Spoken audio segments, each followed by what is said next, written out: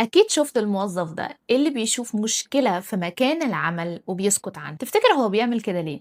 ممكن يكون حاسس إنه ما فيش فايدة من الكلام، أو خايف من رد الفعل اللي هييجي له لو انتقد الإدارة، وده بالضبط اللي بيحصل لمّا تنعدم الشفافية في مكان العمل. الشفافية بتقلل المسافة ما بين اللي بيحصل فعلًا واللي الناس بتقوله بصوت عالي. طب ليه بقى الشفافية مهمة جدًا في مكان العمل؟ لإن لمّا المعلومة بتكون واضحة للجميع وخاصةً للقيادة العُليا، القرارات بتتاخد بشكل أسرع، الشائعات بتقل، والثقة ما بين التيم والإدارة بتزيد، فالناس بتشتغل أحسن لما بتكون فاهمة هي ليه بتعمل اللي هي بتعمله ده. طب بناء الثقافة دي مسؤولية مين؟ الموظفين ولا الشركة؟ طبعا الشركة. بتبدأ من المدير اللي بيشارك معلومات يقدر يشاركها حتى لو كانت أخبار مش كويسة، وده بيبعت رسالة إن الصراحة مقبولة جدا، وإن القرارات لما بناخدها بنقول للموظفين السبب وراها إيه، مش بس هو ده القرار. فالناس بتتقبل القرارات الصعبة وبيكون عندها قدرة حتى على تحمل الظروف الصعبة